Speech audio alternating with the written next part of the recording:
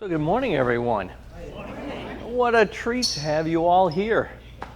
We hope you all have a wonderful journey into space. We're going to have quite the adventure. I'm just curious, how many of you, let's see, are here through the Council on Aging? Okay, how many through the Garden Club? Welcome. I want to say my wife Eva, who is in the Garden Club, she's actually taking a pottery class, so she can't be here today, but wanted to say hello. Well, let's get on with our adventure. We're going to do a little bit of flying in space and some music. So we've got a nice sound system in here. You can enjoy that. But, you know, it's sort of like a drive-in theater, except you have to fly into space to get there. So I'm Dan Barstow, resident of Stow. Happy to be here, neighbor of Dot. And I used to work with NASA. I was the senior education manager for the International Space Station. I've now retired, but continue to do a lot of interesting things working with the astronauts, now as a volunteer and doing presentations like this. So this is the International Space Station. This is where we're going to go today. It goes over the Earth, orbiting every 92 minutes. It's about 250 miles above the Earth. You can see the horizon and everything, beautiful view of Earth. Any idea where this is?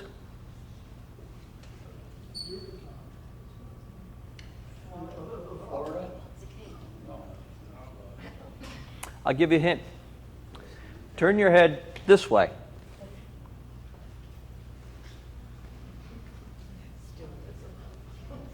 This is the Mediterranean, and this is the boot of Italy. Okay, so Italy goes up here. Here's the heel and toe.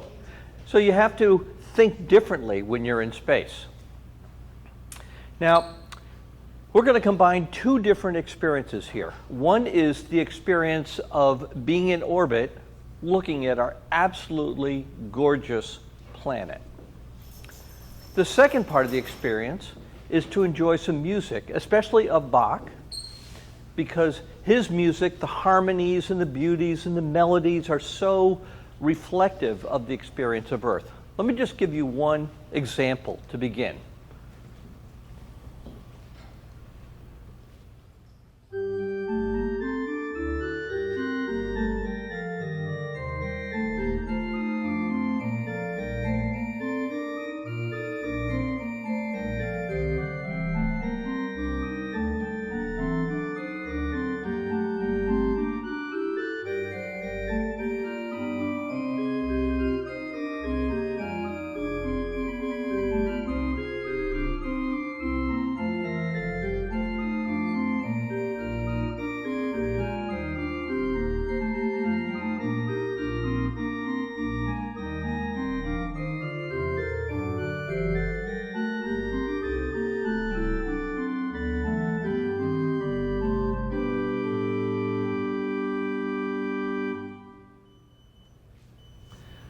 All of these views of Earth at night, showing the city lights, the river flowing through, the highways and so on, but we see Earth in different ways at night, during the day, at dawn and dusk. The music, I think, helps bring out a little bit of sort of just the sense of peacefulness that you feel in space. By the way, I've never been to space. I vicariously experience it just like you, but I do work with the astronauts. There's an organization called the Association of Space Explorers. This is the professional association of flown astronauts from 38 countries around the world. I work as a volunteer as their education outreach specialist and help them access this incredible archive of photographs and movies taken by the astronauts. We have hundreds of hours of videos and over 4 million photographs. They're just amazing to work with. The astronauts want to get them out into the world so we all can appreciate Earth and that kind of overview effect. The ISS National Lab is one of the sponsors of this program. They provide some of the funding for some of the technology. Turk, an educational partner in Cambridge, Massachusetts, also provides support, so I'm acknowledging our sponsors here. But our most important sponsor is Earth. Now, we've seen over the past, well, let's say decades, but this past year, the horrors of what we're doing to Earth. We need to take better care of our home planet Earth. It is a very serious, long-term issue, and we have to confront this. And that's really the primary message of appreciating Earth from space so we can help take care of it. Well, let's get you up to space. So our spacecraft, this is, well, we're going to go up on this SpaceX Dragon. It's fueling and it's getting ready, but you know, before you go, we have to make sure you have your pre-flight training, because I don't want to just suddenly take you up into space. So, welcome to the Astronaut Corps. How many of you ever wanted to be an astronaut? Okay, we got a couple. Well, I'll tell you, to become an astronaut, it only takes two things. One is in your heart. You have to deeply want to do this. The second is in your head. You need to train hard, learn, and become an expert in whatever domain it is. It used to be it was just for, jet pilots, but now any kind of expertise, biology, engineering, and others, we need those kind of people in space. So this is the International Space Station. It is about the size of the football field when you include the solar panels. It has habitation facilities for 6 to 10 astronauts at a time. It has labs for working. That's the U.S. National Lab here. There's this is the European lab, the Japanese lab. All these countries working together. Even the U.S. and Russia, given all the issues that we're confronting, we still find ways to work together peacefully in this science and engineering realm in space. It's really remarkable, and the space station has actually been nominated for the Nobel Peace Prize a number of times. Now, today we're going to focus on one part of it, what's called the cupola. This is where the astronauts go, they crank open the windows, they lower them and look out and see our beautiful planet. Here's a typical view you might get from the cupola. You see a spacecraft there. This is the Andes Mountains. We're heading towards Chile and Argentina. The astronauts do handheld photography, and the power of that, I've found, is that a satellite is constantly taking pictures, click, click, click. It's mindless. But the human heart and mind and eye, they say, oh, look at that, click, oh, and that, click.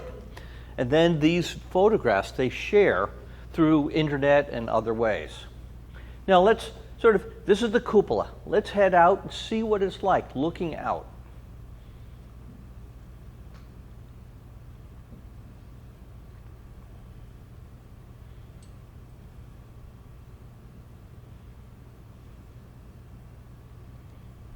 And here we are over, where are we? Florida, exactly. The beautiful, the Caribbean, the Bahamas Islands, the clouds. Look at the patterns of the clouds here. There's a lake here, and so because of the temperature flow, the land is rising, forms clouds, and doesn't over the water. You see this dynamics of Earth interacting. Let's say we want to take a picture of that, one of those islands, the beautiful aquas and so on. By the way, this is the real speed of the space station. You might think that you're going zipping around, but it's actually almost serene as you look out. But let's say, click. And now look at this beautiful colors. I love this, the shallow water in here. You see the sands and so on.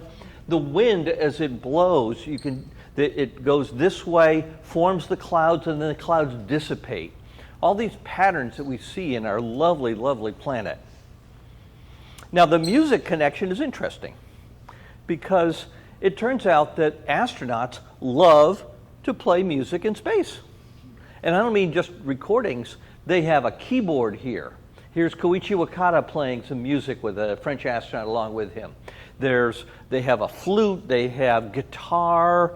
This music is part of, they're in the middle of all this metal work and everything. So how do they just, how can they stand that? Just sort of no connection with sort of humanity. And the music is that vital connection. We also see, and this is Bach's handwritten music. Look at these beautiful flows, and look how it compares to the flows of the clouds. This kind of synergy is just incredibly powerful. We also find that the similarity of Samantha Cristoforetti, who's trained, experienced, but loves to share what she sees, and David Van Buren, an organist, who's trained, specialist, lots of technology, and loves to share what they're doing. They both have the same sort of subtle little smile. They're just in joy.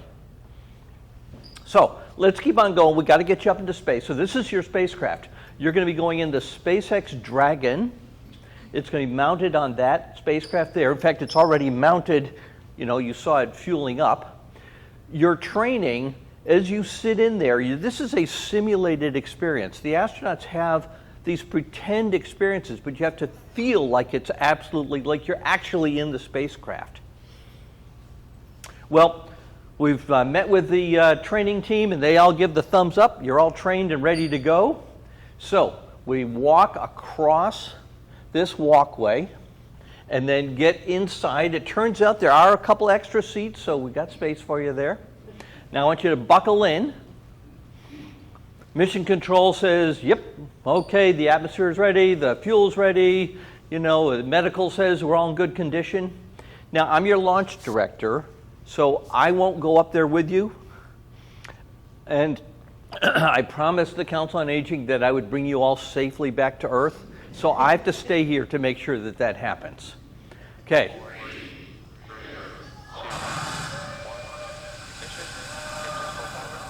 Up you go, you feel this vibrations in your seat. You start slowly and go faster and faster.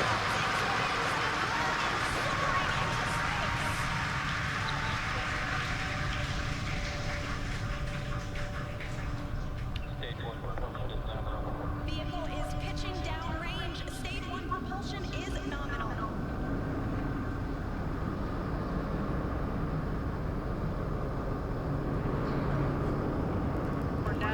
T plus 35 seconds into the 5th rotational crew mission on board Dragon and Falcon 9. So up we go, faster and faster. Inside, you're in here, and you feel, you hear it. It's just this incredible power. And the weight of it pushing, you have to breathe because the pressure on your chest. But then finally, after only 7 minutes, you're in space. You're floating. Now, you move on. There's our target. We head towards the space. All right, we're going to dock here. We get closer, approach very gently. We connect. The graph's on. We open the door. Are you ready? You're floating. What an amazing experience. Here you are, just floating. Now, I want you to be very careful as you do this. Don't touch any of the switches. You don't want to sort of, bump into them, and next thing you know, they all have protective covers on them, but you got to be very careful. I also have to mention, you may be feeling woozy because your body isn't used to. You might start to get sick. In your back pocket is your barf bag. Okay, so make sure you close it. Afterwards, and we'll discard it. But all the astronauts get sick at some point, so if you do, don't worry about it. Now, you see this blue bar up ahead? I want you to grab it. There you go. Now you have something stable that you're holding on to. Down below your feet, you see another one of those blue bars? Hook your feet under. Now you can go like this, and you can, touch things, move things, and then let your feet out, and then push off, and you float. Now let's float and see our crewmates here. Here they are. Oh, just in time for lunch. Terrific. The food is in cans or in bottles or jars or squeeze tubes with straws. It's a little crowded there, so in fact you can sit on the ceiling, you can sit upside down wherever you want. The up and down, you're going to have to get used to that. But they love your company. They're so glad to have people join them here. Now, you're also going to have to exercise. And here is an astronaut on a treadmill strapped down, because if he were to just run, he'd just float up. So it straps it down. You have to do 2.5 hours of exercise every day. Because, you know, when you're standing, you're exercising. You're using your leg muscles and so on. When you're floating, you're not using those muscles. Okay, so let's head over to the cupola. International Space Station.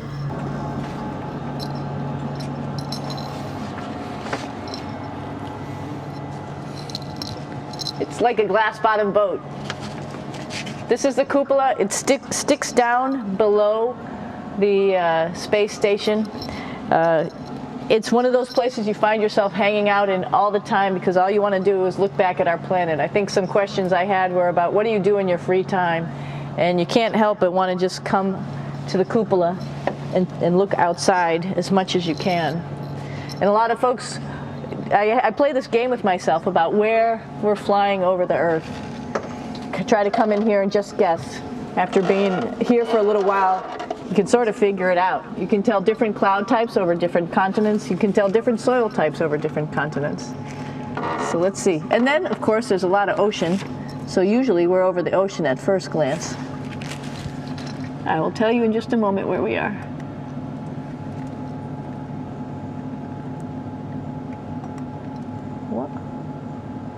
There we go. So right now we are right over Africa. It's a little bit cloudy, as you can tell, but we're right over the continent of Africa. So let's now enjoy that view and listen to some music. We're going to begin with what we call the aria for Earth. This was performed by a group called Stardust Symphony, a woman who plays a flute, then a guy who plays a harpsichord, and a vibraphone. We're going to fly over South America. Here are the performers.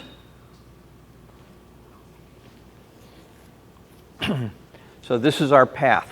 We come in here over Chile and Argentina.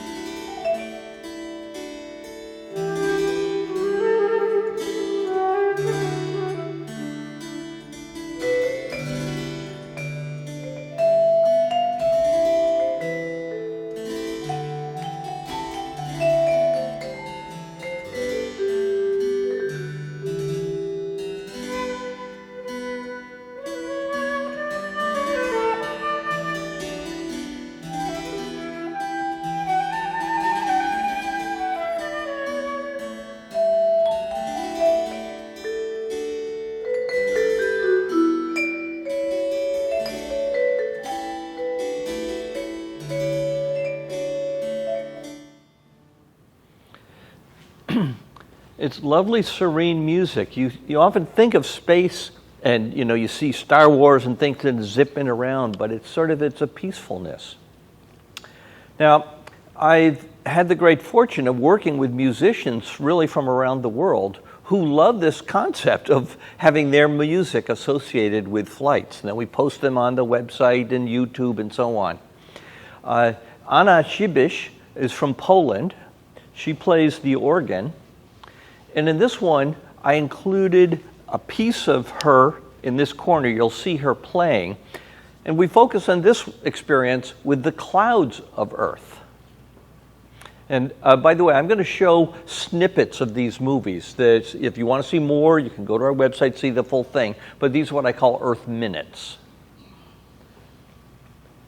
And we're flying over Asia.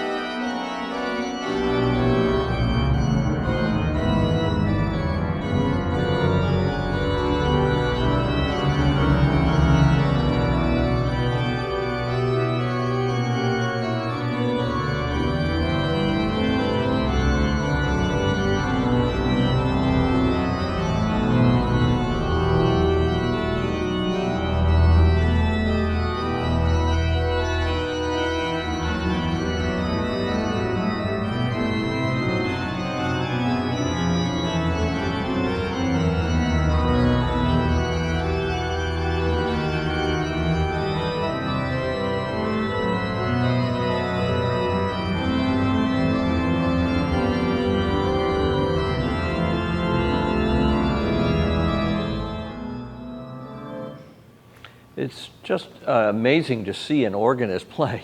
They're using 2 hands, 2 feet. They're doing everything. It's just this power. Interestingly, how many of you have ever been to the Methuen Memorial Hall and heard the organ there in Methuen? By coincidence, last night, Emily Amos, a woman who I had recorded before, performed there. So we saw her perform. She did this huge organ, just amazing what she did. This is now one that she did as we approach North America, coming up from the south. And let's let her carry it away here.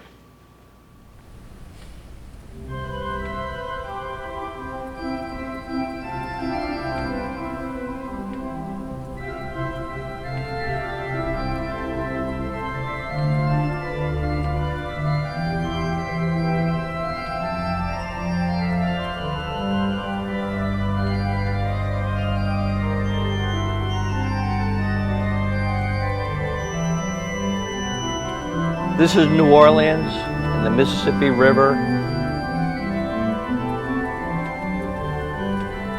Florida over here, and this is Atlanta.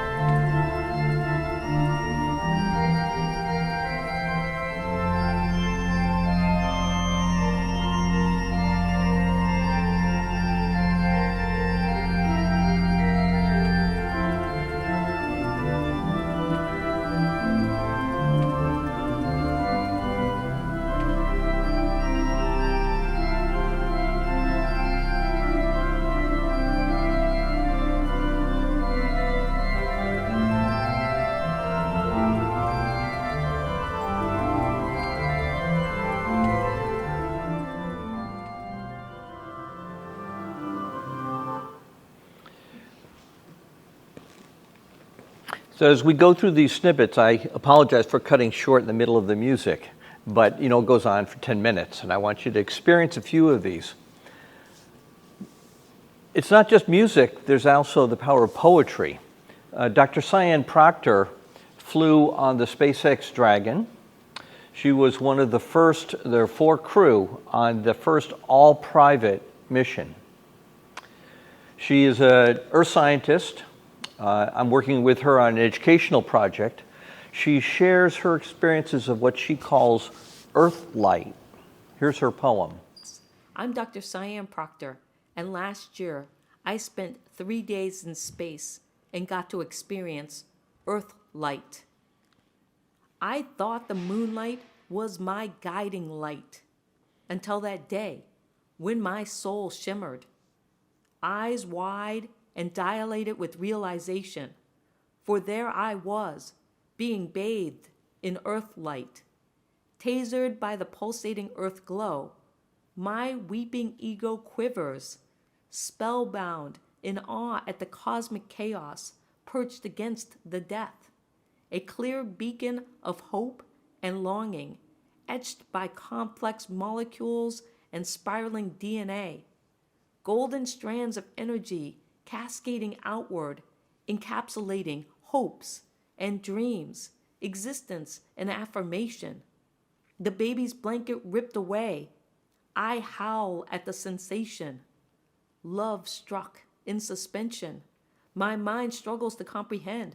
So much meta transcending time and space. Who will hear the cries of the generations? Afro-Gaia simmers under the weight of memories. I hold court among the stars, and I testify to the cosmos. All our hopes set adrift. Let us be set free in a sea of forgiveness for what we have not seen. If only we could all be baptized by earth light.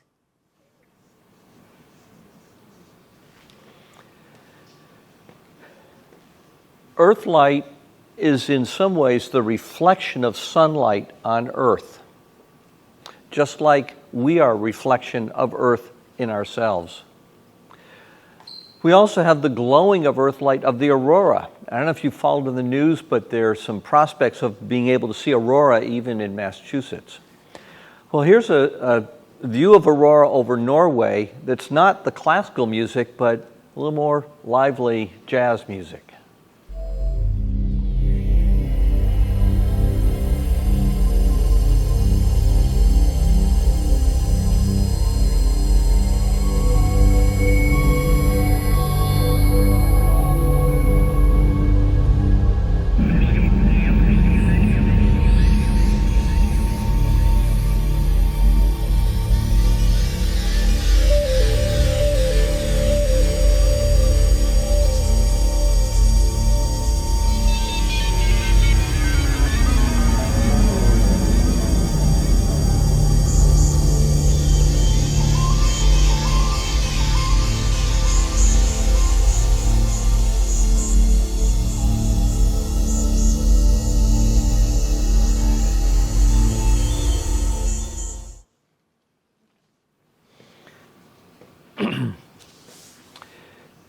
This music was done by Steve Thomas, who loves Earth, loves guitar, loves his sound system, and he uses all the special controls to he sees the movies, the Earth views, and says, how does this make him feel? So now, also looking at auroras, here's another very interesting, a French woman who performs on what's called the crystal bachette. This was invented actually in 1952, if you can believe that. It's like a glass keyboard. There are these glass rods that you can just barely see here. She wets her hands and then rubs them on the glass, and it goes. This sound system, this metal thing, reflects the sound out in some really wonderfully evocative ways. This is a Bach piece, the Sonata Number 2, which she has interpreted to use this crystal bachet.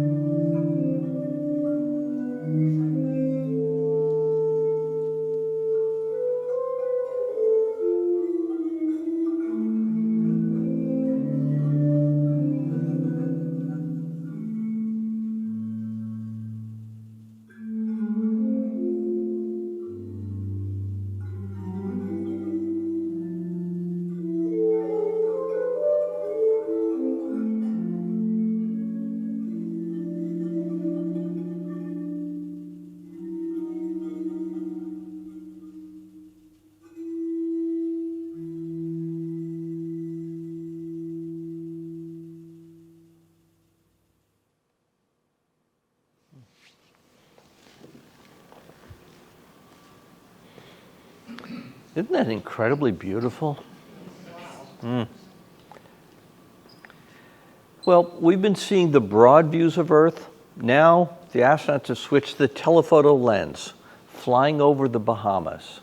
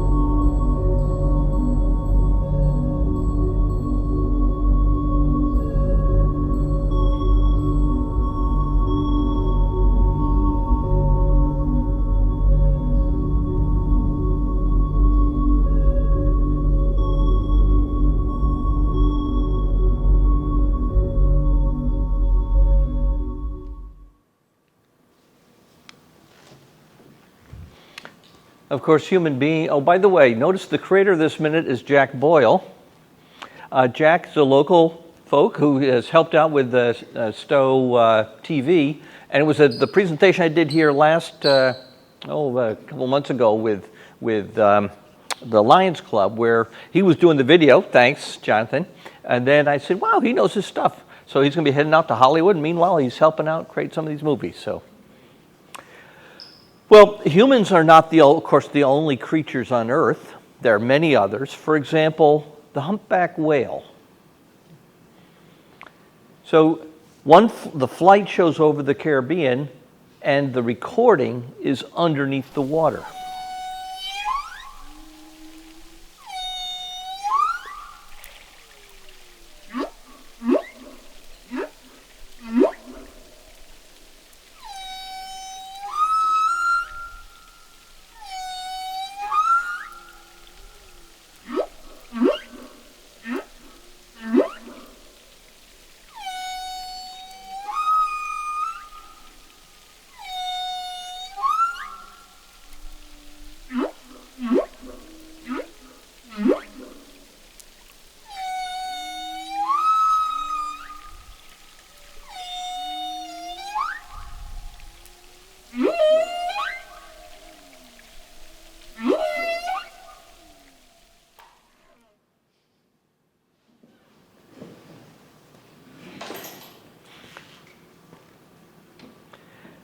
Well, there are musicians all over the world, including in Stow. How many of you have seen performances of Sounds of Stow?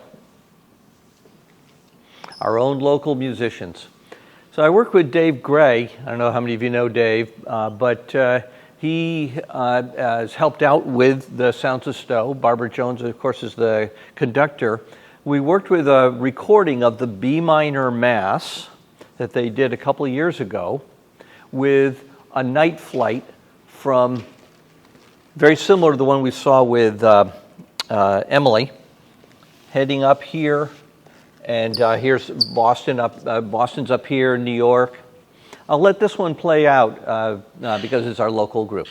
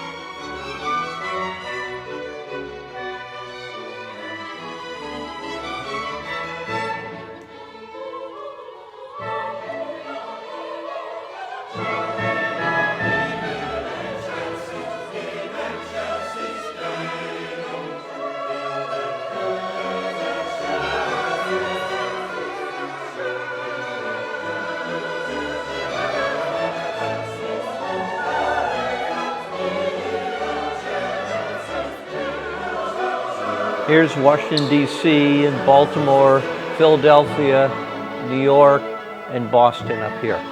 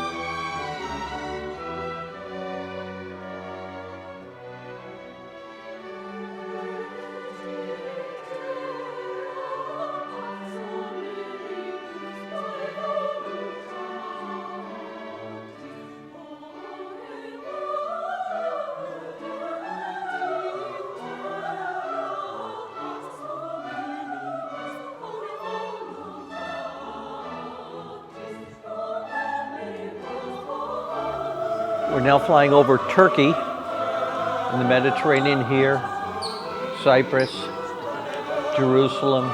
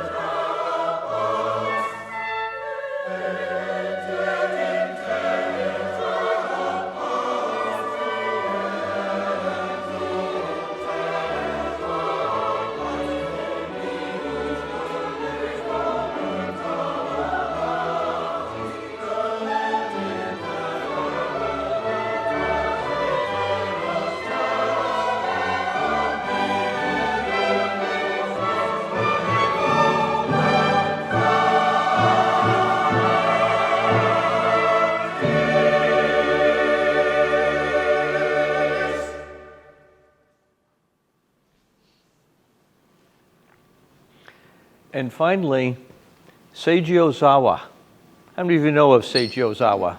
The marvelous conductor of Boston Symphony Orchestra, Tanglewood, now aging in his 80s and weak in a wheelchair, not as alert as he used to be, but still an amazing conductor. So he emerged from his retirement after 2 years to do a special direct broadcast with the Seito Kinen Orchestra to the International Space Station, where an astronaut, a Japanese astronaut, was listening in. I had the great fortune of working with them and then adding music to this performance. We won't do the full thing. It's Beethoven's Egmont Overture.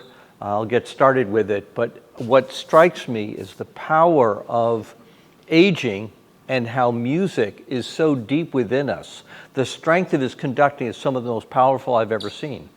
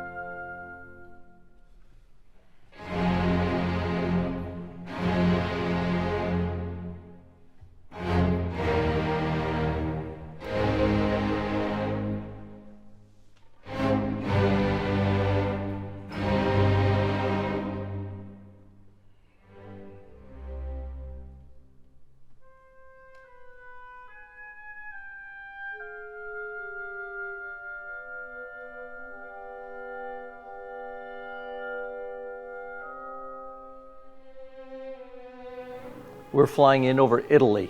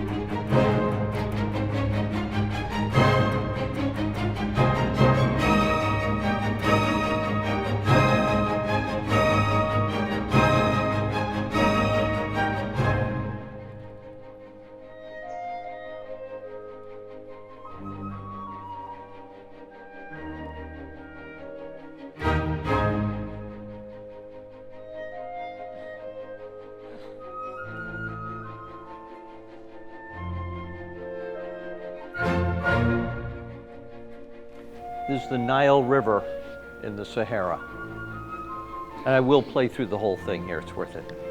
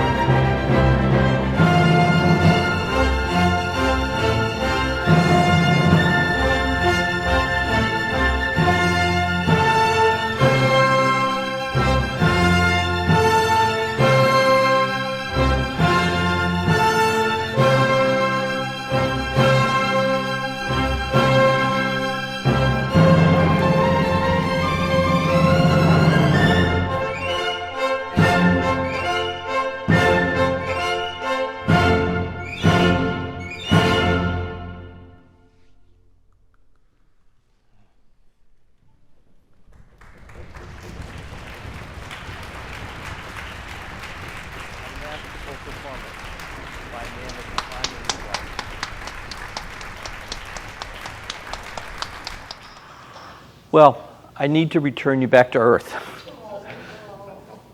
So say goodbye to all your friends, your co-crewmates. Bye-bye. Thank you so much for taking care of us up in space.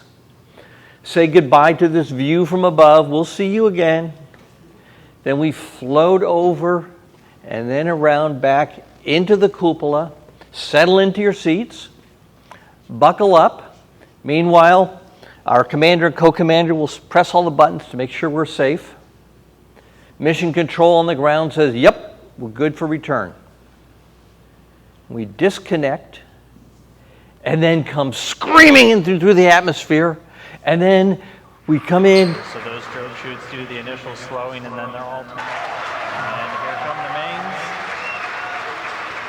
For our splash landing.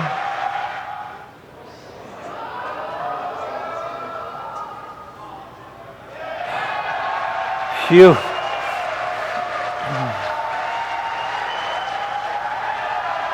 there we have confirmation of splashdown. And bring you up onto the boat. Now, as you get out of the spacecraft, be proud of yourself. But please don't suddenly stand up. You're not used to being back on the ground. You're not used to being away from your music theater in space. So just sort of settle into it. But congratulations. You're now experienced astronauts. I will in a moment give you your mission patch as being a space station explorer. And now we all must commit ourselves to this beautiful planet we live on. We must take care of it, all of us, for our own generation and for those beyond. If you want to see more Earth movies, go to earthmovietheater.org, and the snippets you'll see full, and there are several others there. So, congratulations, you've completed your mission.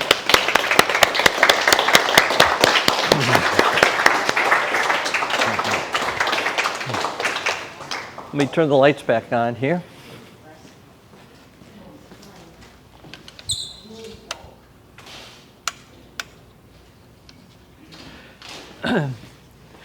So while I give out your mission patches, I'd like to know if you have any questions.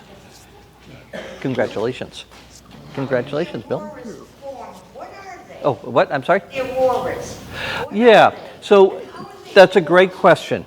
The sunlight comes in, and these ions in the atmosphere, the sunlight interacts with these chemicals and things in the atmosphere, causing them to glow.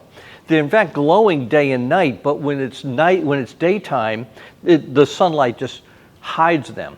But they occur in the polar regions, the south and polar regions, and it's the sunlight interacting with the atmosphere.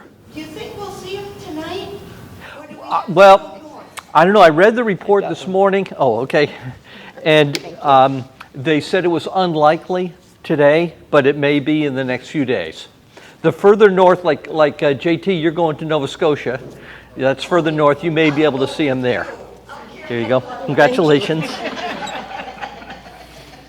Other questions? You said it said earlier in the film there that they were able to open a window. And I was Yes. wondering what the temperature. Yeah. Well, actually, that's a very good point.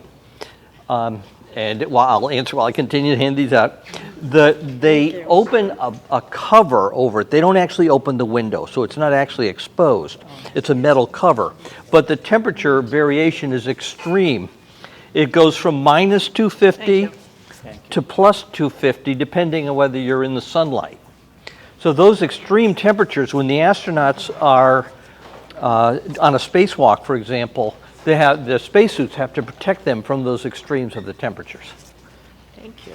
Congratulations on your mission. Congratulations. Other questions? Does the space station ever want to try Thank to you. get out You of did a the- great job. Thank you. What? Does the space station ever try to get out of its assigned orbit? That's an excellent question. In fact, it has to. The orbit, it's just a circle. It goes around the Earth. The Earth rotates, and as the Earth rotates, you go over, the Earth is shifted. So the next pass, you see other things. Now, there's space debris in the atmosphere from broken up old satellites and things like that. And they're monitoring them on the ground. So every once in a while, the orbit of the space station might bump into one of those, and that would be catastrophic. So they have a booster, a little rocket, that boosts it up, which changes the orbit just enough to avoid that space degree. Also, there is atmosphere, so that it slows down a bit just from the resistance of going through the atmosphere. So they have to boost it, every couple of weeks. Why does everyone in the world get along only in space? Now, that's a great question. So there was a quote I heard the other day. It was something, I'm not sure I have it exactly, but it was something to the effect of, science progresses so much faster than humanity's sense of morality. And it is so difficult for us to understand what we have to do to take care of our planet, to be nice together, and to realize that we're all, we are a spaceship. Earth, they sometimes call spaceship Earth. We are a spaceship. So we all need to feel like we're cohabitants on this oasis in space. Other questions? All right. Well, thank you so much. You've been a wonderful audience. And I hope you enjoyed the music. I was sorry to cut it off every once in a while because I wanted to move on. But, I hope you enjoyed the music and that it helped reach your heart and your head. So, thank you and congratulations.